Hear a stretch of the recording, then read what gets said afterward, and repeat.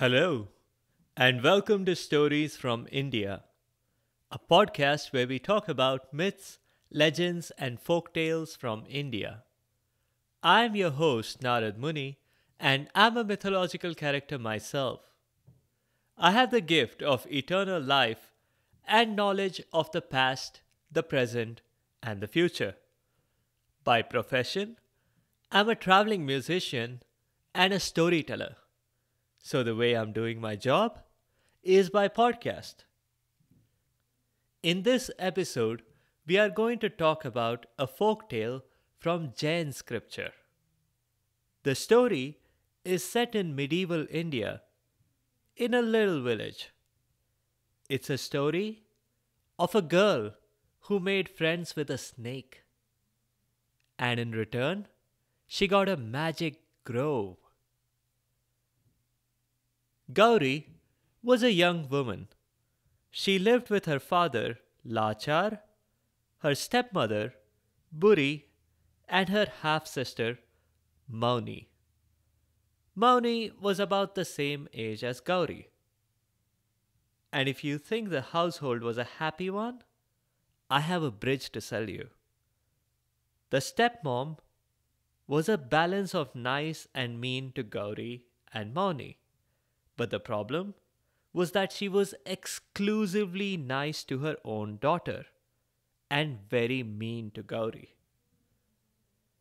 We have seen this repeated often in other stepmother stepdaughter relationships on this show. Gauri's dad was powerless to help her. He had fully invested in his second wife and his second daughter. He couldn't spoil those relationships, even for Gauri's sake. So Gauri got to do all the chores, both inside the house and outside.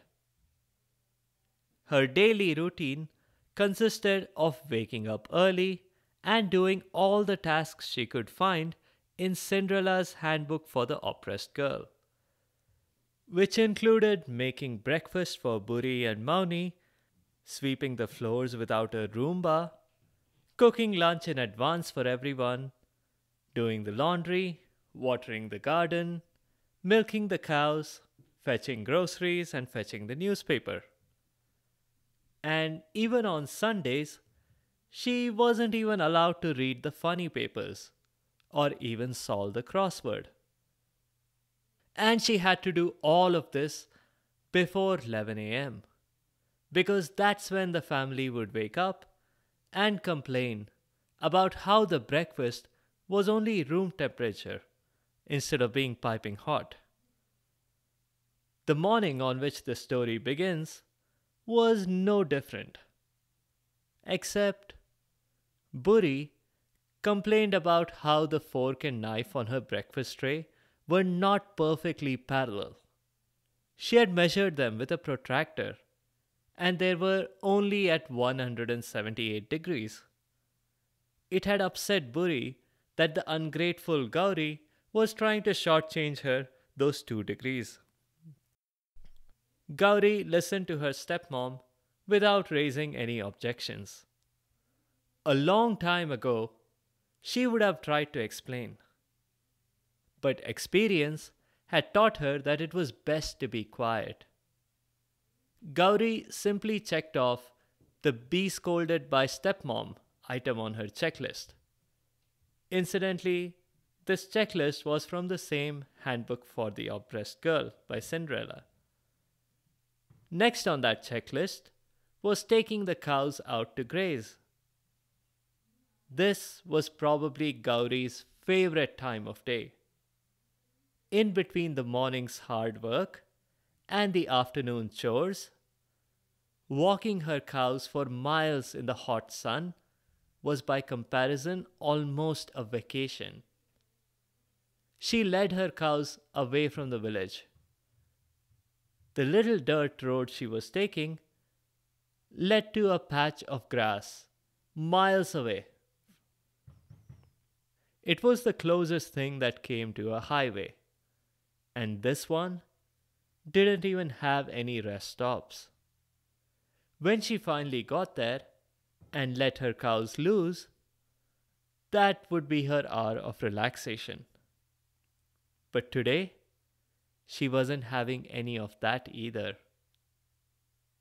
There was a snake, a huge snake that came rushing at her. But she wasn't scared. Maybe she did not feel any fear because she was close to slimy people in her house.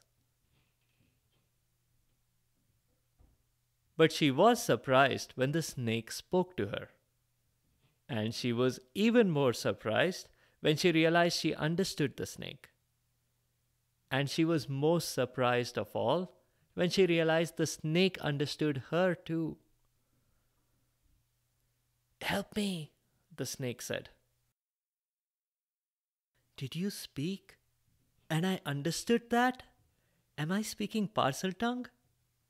she asked, unconsciously raising her hand to her forehead to check for a lightning bolt shaped scar. "Nope, I'm speaking human tongue. Now quickly, there are people hunting me. Please save me." "Of course I will," Gauri said. "Here, hide in my bag." The snake crawled in, and Gauri quickly closed the bag, just in time before a group of villagers arrived. They were local to her village, but she knew they did not have the reputation for being kind to animals. In fact, they ran the local zoo. The animals in that zoo looked hungry all the time. And these people charged way too much for an entry ticket. So when they asked her whether she had seen a snake, she lied and told them she hadn't. One of the men, though, sniffed the air and said that he could swear he could smell snake. "Oh, it's just my bag. It's made of snakeskin," said the girl. They accepted her word because she had a reputation for being honest.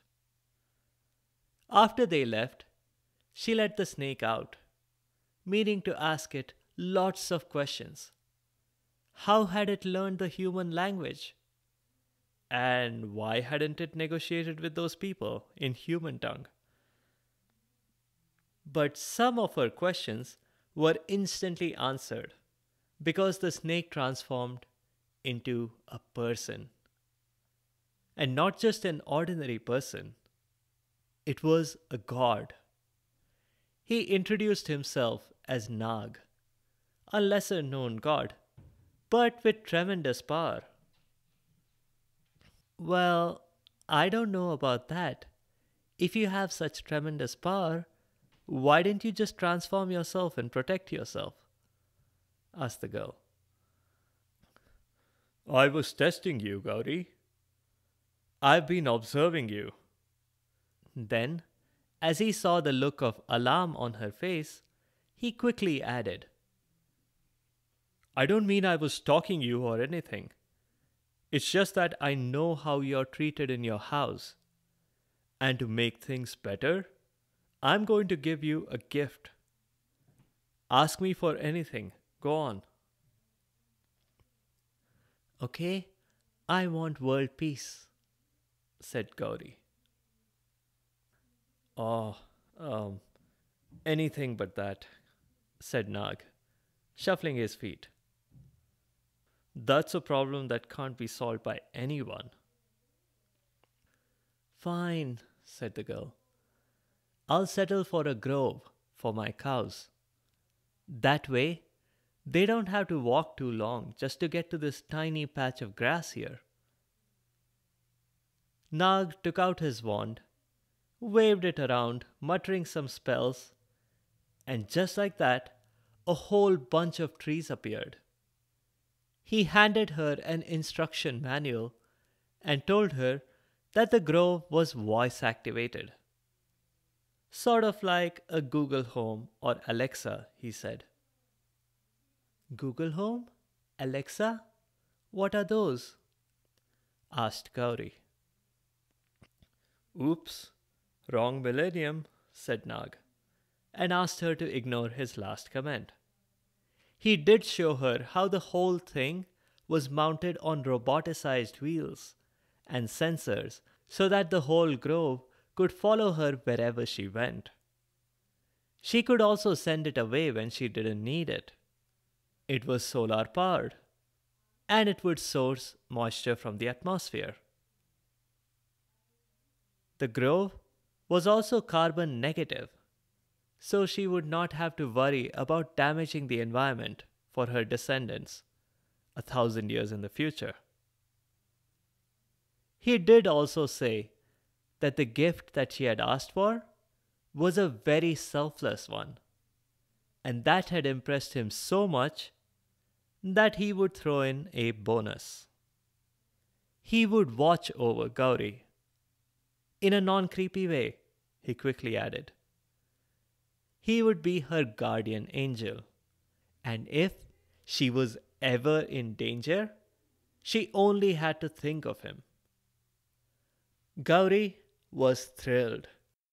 She could camp out somewhere closer to home with the cows and get a little bit more sleep during the day. Maybe even eat some of the delicious fruit hanging from the trees in the grove. And that's how it happened for several days. Others wondered why Gauri looked so cheerful despite all of Buri's efforts to crush her underneath her iron heel. No one suspected that Gauri had a luxurious retreat every day. Gauri was careful to order the grove to keep enough distance from their house that no one would notice.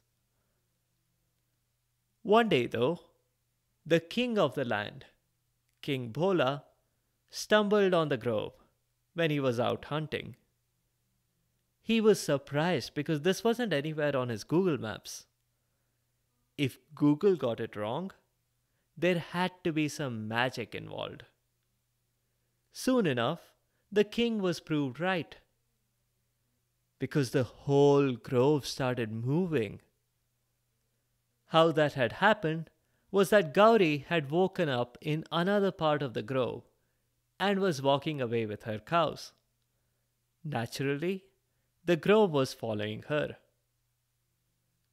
The king investigated further, and when he met Gauri, the two of them instantly fell for each other.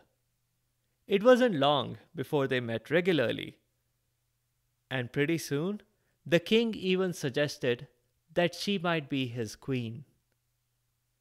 That was just fine with Gauri, but she needed to let her family know and get their approval.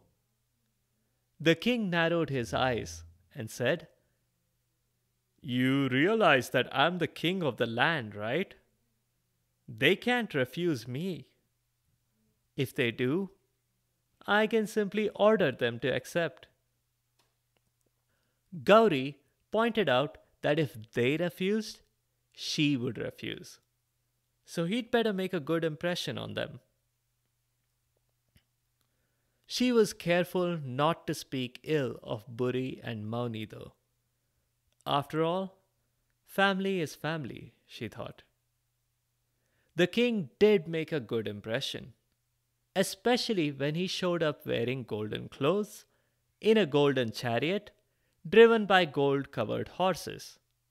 And because all that glitter was too much for their eyes, he handed out gold-colored sunglasses to Gauri's family when they met. There really was no doubt. Unanimously, they all agreed to Gauri's marriage to King Bhola. Bhola and Gauri had a grand wedding. The grove was present too. A special place had been created for it in the royal palace. After the wedding, Gauri would often spend her days in the shade of the trees. But that was not going to last for long. Outwardly, Buri had celebrated her stepdaughter's wedding. But inside, She could not bear the thought of the girl in a palace with all the comforts available to her. True, the generous King Bhola had transformed Gauri's parents' home into a mansion. He had given them a few new chariots, both vintage and late models, and given them a rather large salary for doing absolutely nothing. But that was not enough. Buri resolved to take revenge on her stepdaughter, who had brought her such luxurious items while keeping even more luxury tantalizingly out of reach. Curse that girl, she thought. She hit upon a plan. She made sweets for Gauri since Diwali was approaching. She cooked them all herself. Now, you might say that's not a very good way to take revenge. Except, Buri put poison in the sweets. She packed them up and asked Lachar to deliver them to the palace, and to make sure that he should not nibble on anything on the way. Lachar thought that his wife had finally changed her attitude towards Gauri. Suspecting nothing, he took the sweets and headed straight for the palace. That's all I have for now. We'll continue the story in the next episode, where we'll find out what probably might have happened after Cinderella's marriage to the prince. Here's a hint. Her evil stepmom does not reform. In fact, she gets even more evil. As usual, all of the names are Hindi translations of something unique to the character. I've used the words Bhola and Gauri in previous episodes for the same reason as well.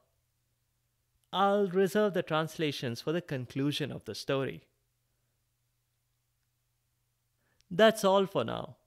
If you have comments or suggestions, or if there are particular stories you'd like to hear, please do let me know by leaving a comment or a review on the site sfipodcast.com or tweet at sfipodcast. You can also find me on Instagram and Facebook. Be sure to subscribe to the show to get notified automatically of new episodes. Thanks to all of you listeners for your continued support and your feedback. The music is from purpleplanet.com. That's purple-planet.com. I'll see you next time.